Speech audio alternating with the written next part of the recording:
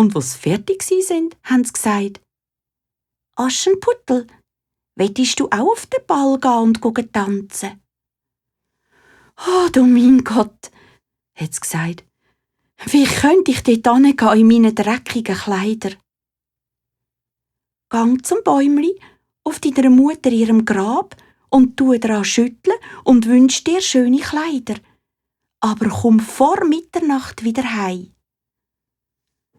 Da ist das Aschenputtel rausgegangen, hat das Bäumli geschüttelt und hat gesagt: «Bäumli, rüttle und schüttle dich, rühr schöne Kleider aber für mich.» Kaum hat es das gesagt, da liegt ein prächtiges silbriges Kleid vor ihm, Perlen, seidige Strümpfe mit silbrigen Spickel und silbrige Pantöffeli und was sonst noch alles dazugehört.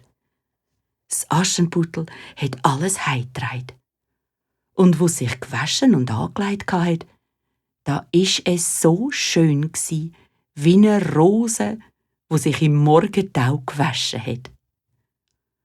Und wo's vor die Haustüre rauskommt, da steht da ein Wagen mit 6 federngeschmückten Rappen und Diener in Blau und Silber. Die helfen ihm einsteigen und dann geht's im Galopp zum Schloss vom König. Der Prinz aber sieht den Wagen vor dem Tor anhalten und meint, eine fremde Prinzessin sei angekommen. Er ist grad selber die Stege herabgegangen und hat das Aschenputtel zum Wagen ausgelupft und hat's in den Saal geführt. Und wo der Glanz von den vielen 1000 Lichter auf ihn gefallen sind, da ist es so schön gsi, dass alle drüber gestaunet haben. Und die Schwestern sind auch da gestanden und haben sich geärgert, dass da eine schöner ist als sie. Aber als Aschenputtel daheim in der Asche haben sie überhaupt nicht gedacht.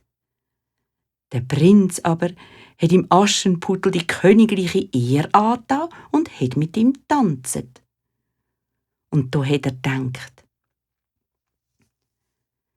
«Ich soll mir eine Brut aussuchen, da wüsste ich keine bessere als die.» Und das Aschenputtel, wo so lange Zeit in Asche und Traurigkeit gelebt hat, ist jetzt in Freude und Pracht gsi. Aber wo es Mitternacht geworden ist, noch bevor es 12 geschlagen hat, ist es aufgestanden und hat sich verneigt. Und der Prinz konnte bitten und bitten, es hat nicht länger bleiben. Da hat es der Prinz runtergeführt und dort steht auch schon der Wagen parat und wartet. Und es ist in aller Pracht fortgefahren, genau so, wie es gekommen ist.